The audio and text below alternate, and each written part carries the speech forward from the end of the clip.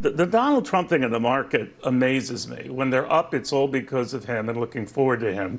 When they're down, it's all because the Democrats and how horrific they are. A Fox News host just roasted Donald Trump, MAGA Republicans, and by extension, some of his fellow Fox News hosts on live TV for their staggering hypocrisy on the economy, and it was glorious. But before we unpack all that, if you end up liking this video and you want to support the channel, please be sure to hit the like, subscribe, and alert bells before you go. All right, friends, we have a couple of clips to look at in this video, but for context, the stock market's not doing great. The Dow recently closed 1,000 points down, and some economists are openly speculating that we might be nearing a recession. Now, we're not there yet, and other economists disagree, but the warning bells are tolling. The warning lights are flashing. And Donald Trump, who recently was taking credit for the economy, because he was like, listen, the markets are expecting that I'll be back in office. Everything's going so well because of me, even though I'm not the president. He's now singing a different tune, right? So I want to give you the before and after, the shot and the chaser. So this is what Donald Trump recently said about the ever increasingly high stock market performance under President Biden. He says, this is the Trump stock market because my polls against Biden are so good that investors are projecting that I will win and that everything will drive the market up. Everything else is terrible. Watch the Middle East, and record-setting inflation has already taken its toll. Make America great again. So you see what he did. Stock market, when it was doing great, it's all because of him, even though he's not in power, but because the market's just expecting that I'll win. Anything bad in the economy right now, that has nothing to do with him, because of course it doesn't. Funny stuff coming from Donald Trump. And again, not the first time he's done something like that. And now that the stock market is down, he's singing a different tune. He says Japan is down 12%, India down 6%, Germany way down also, US really bad. This is a preview of world markets without Donald J. Trump in the White House. None of this happens if Trump is in. Kamala and the markets don't go together. She'll destroy the markets. She's in power now, and look what's happening. 1 week of the fake news media saying better polls and you get a market crash. The legendary Howard Lutnick. But Trump's not in the stock market now. So if Trump's not in the stock market now and hasn't been since January 20th, 2021, why was the stock market prior to today doing exceedingly well? But you're not in power. And if this is because you're not in power, then that means that the stock market doing well had nothing to do with you, right? Well, no, again, you're not supposed to interpret it cogently or coherently. It's completely asymmetric. There's no coherency. There's no cogency. The good stuff is because of him. The bad stuff is because of other people. Very strange, but it's not just Donald Trump. As a matter of fact, there are other Fox News hosts who are sympathetic to this argument, including Maria Bartiromo. We'll play this clip and then we'll get into the rebuttal from another Fox News host. I would also say that it has something to do with the election as well. Remember when Donald Trump was rising in the polls when he was just competing against Joe Biden? We had a real rally in stocks because people were thinking that perhaps Donald Trump would return to the White House and bring his economic policies along with him, business-friendly policies. But the betting has really narrowed. Real Clear Politics betting average says that Trump returning to the White House stands at 51.3% versus nearly 70% right after the debate. So again, kind of interesting. He's still, according to her sources, according to the betting market she's looking at, Trump is still in the lead, narrowly, but he's still in the lead. But it's not enough to encourage favorability in the stock market? Interesting. Well, another Fox News host disagrees with all of this. He thinks it's ridiculous, the asymmetry, the double standard, the hypocrisy of Trump, of MAGA Republicans, and apparently of his fellow Fox News hosts like Maria Bartiromo. This is Neil Cavuto. Mike, I know and you do not politicize these things, but the Donald Trump thing in the market amazes me. When they're up, it's all because of him and looking forward to him. When they're down, it's all because the Democrats and how horrific they are. Yet some of our biggest point fall-offs, 3 of the biggest of the top 10, occurred during his administration. Now, a lot of those were in the COVID years. I get that. But, you either own the markets or you don't. It does confuse me, but thank you. Well, it shouldn't confuse you, Neil. At the end of the day, it's just that the Republican Party and unfortunately many of your colleagues at the Fox Propaganda Network can't make their minds up. Again, they have this childlike view. Anything good that ever happens anywhere at any time for any reason, if they're in power, they're out of power, it doesn't matter. It's because of them. It's because of Trump. It's because of the Republicans, because it's a cult. Anything bad that happens in the world, anywhere at any time for any reason, regardless of whether or not they're in or out of power, is because of the Democrats. That's the calculus. There is no logic here other than that Donald Trump is a malignant narcissist who has a child's understanding of things.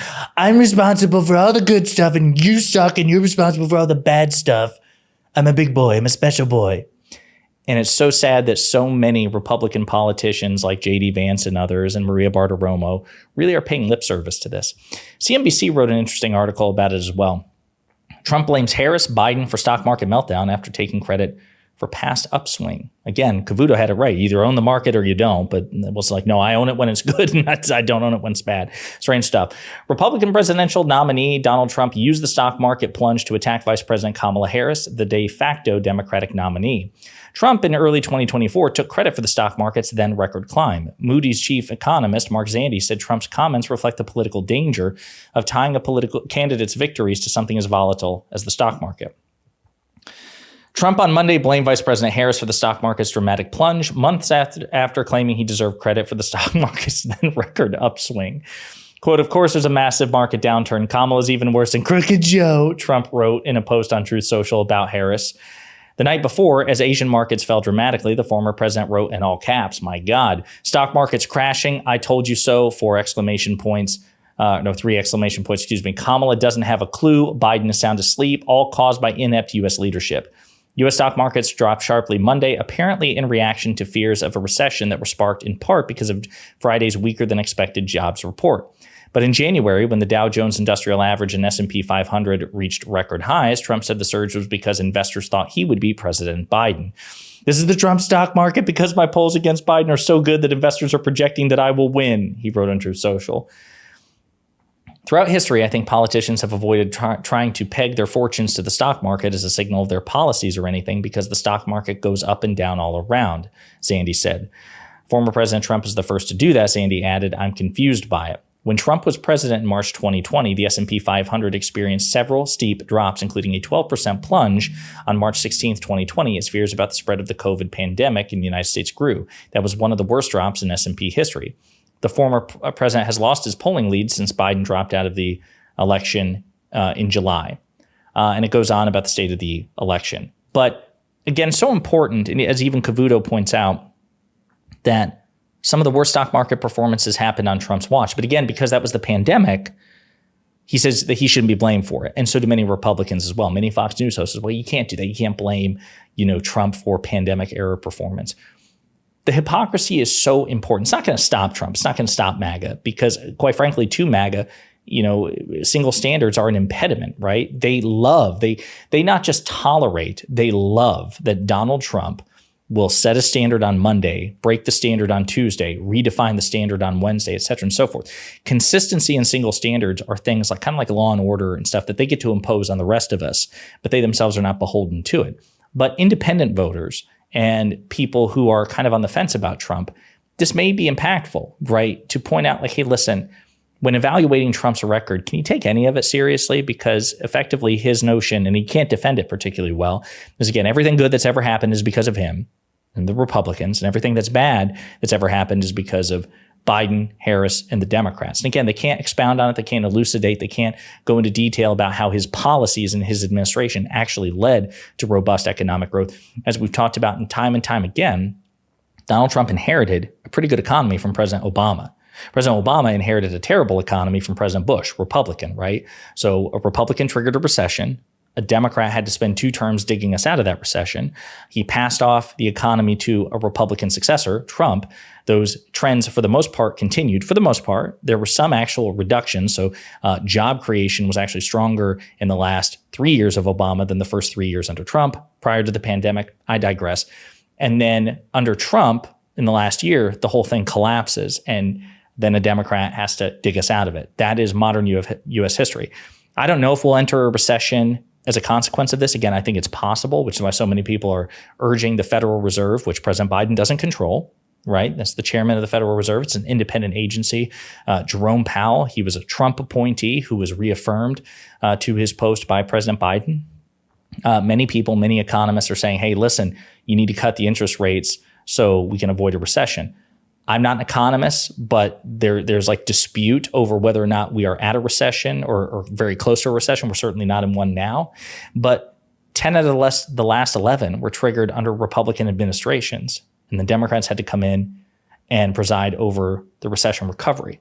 So maybe this will be the second recession in 60 years, to be triggered by a Democrat. I don't know. It's possible. That's why I'm trying not to speak with certitude here. But the hypocrisy and the double standards, I think, are worth identifying, exposing, and mocking. And hopefully you'll play a role in that. Let me know what you think in the comments.